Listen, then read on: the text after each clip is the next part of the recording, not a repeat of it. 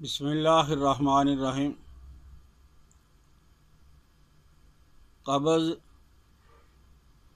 तमाम अमराज की बुनियाद है। जिस दौर से हम गुज़र रहे हैं,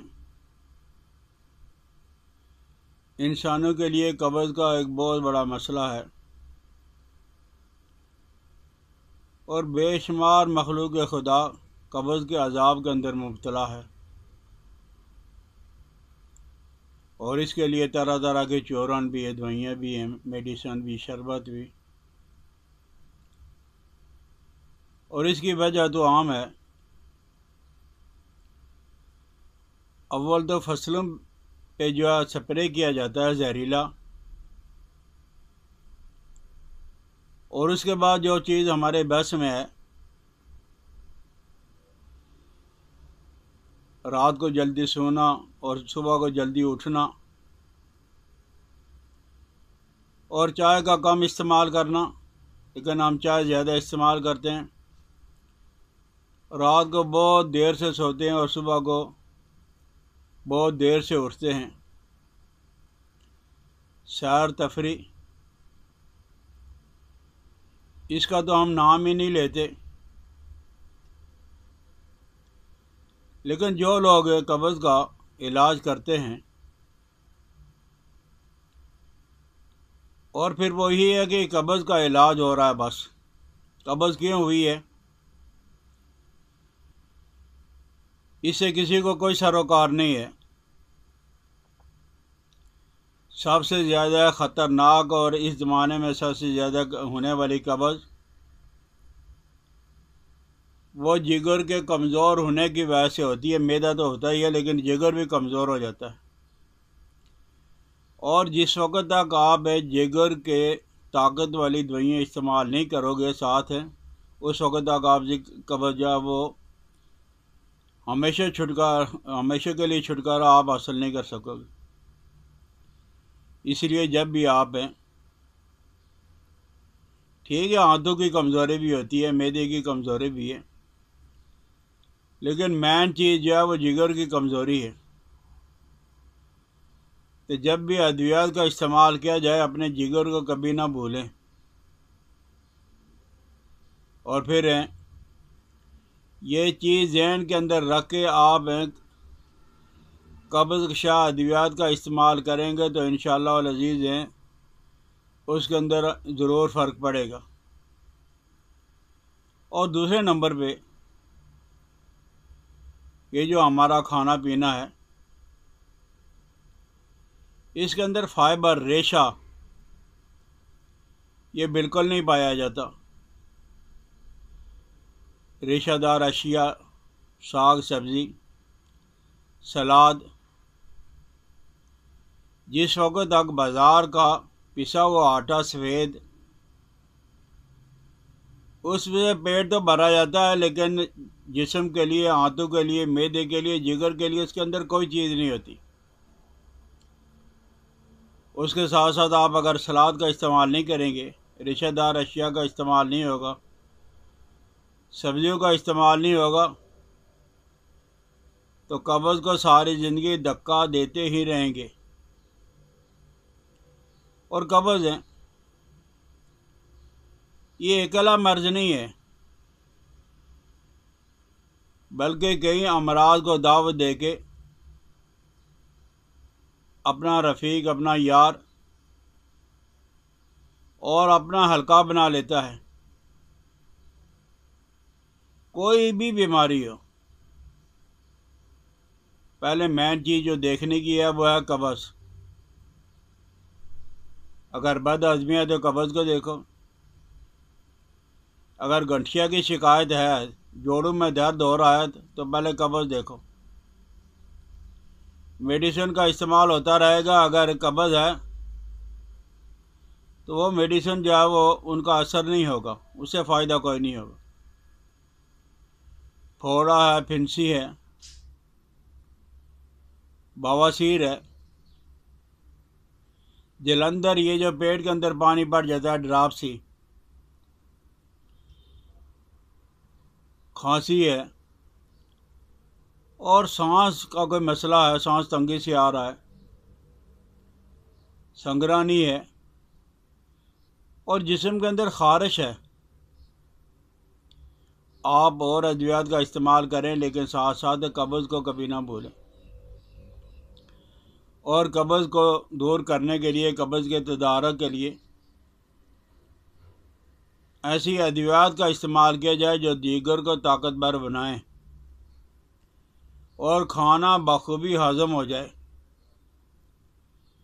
और आंतों का अमल उसकी वजह से मुतवाज़न हो जाए, खूब बखूबी चलता रहे। तो अगर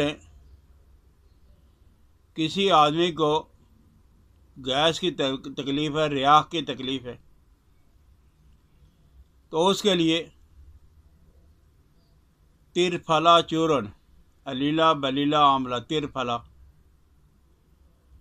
ये हरफ अंसारी से मिल भी जाएगा और आप अरहर बेला और आमला जो वो लेके आप ख़ुद बनवा भी सकते हो। तो आपने अगर ये इस्तेमाल किया तो इंशाअल्लाह लजीज़ हैं कब्ज़ आपकी दूर हो जाएगी। और अगर इससे भी छुटकारा हासिल नहीं होता तो ये अरंडी का तेल, जिसको कस्टर ऑयल कहा जाता है, आप 2 चम्मच ले लें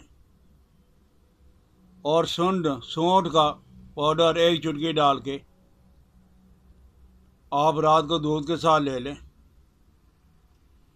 और अगर जिगर की वजह से, आँखों की वजह से भी और जिगर की वजह से भी कब्ज़ होती है,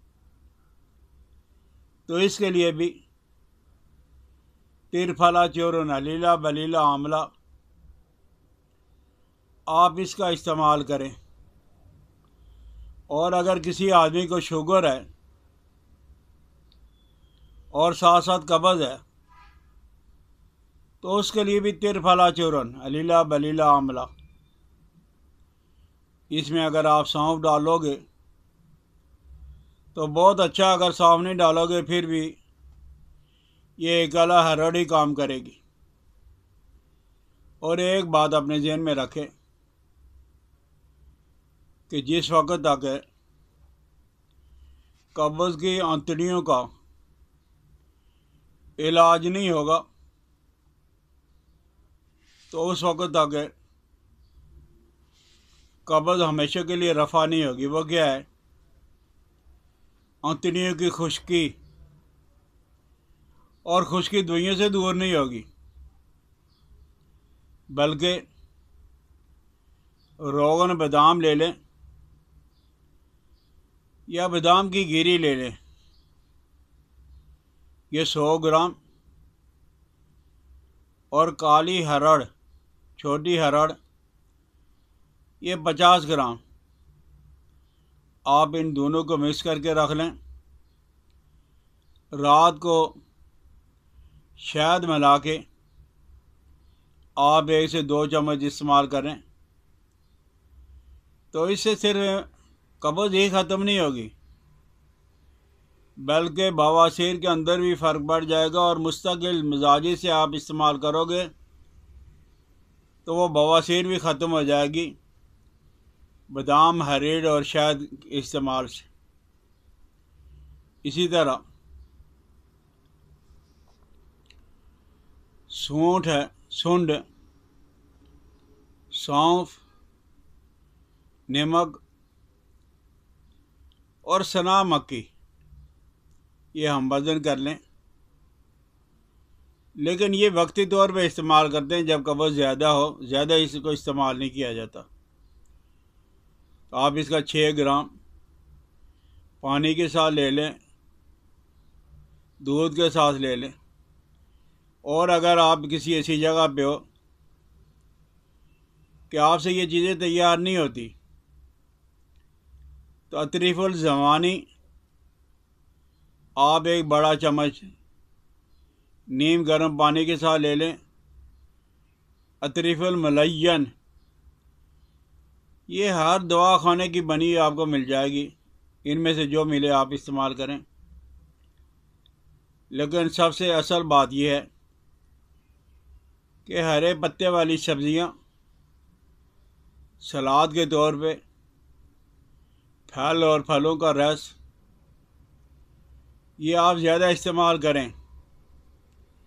लेकिन चाय का, कॉफ़ी का, चॉकलेट का, मिठाइयों का आप कम इस्तेमाल करें। और ज़रूरी बात यह भी है, जिन लोगों को कब्ज़ है वो कब्ज़ के लिए कभी ज़ोर ना लगाएं। मुस्तकिल जो है वो आपको बवासीर हो जाएगी। वक़्त जितना मर्ज़ी लग जाए, लेकिन आप ज़ोर ना लगाएं। और वक़्त पे वाशरूम जाने का प्रोग्राम बनाएं, ख़ुसूसन सुबह के वक़्त।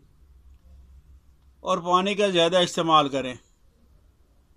दिन में 10-12 गिलास पानी का इस्तेमाल। और इंतहाई बेज़रर चीज़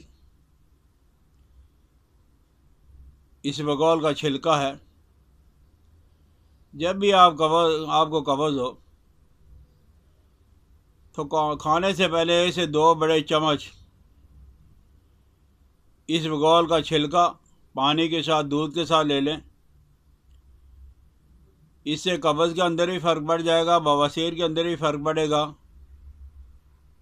और अगर आपको शुगर है तो शुगर के अंदर भी फ़र्क पड़ जाएगा। समझ आ जाए तो शेयर कर लेना। मेरी हौसला अफजाई के लिए सब्सक्राइब भी करें। हकीम इलियास अब्दाली की इजाज़त दें। अस्सलामु अलैकुम व रहमतुल्लाहि व बरकातुहू।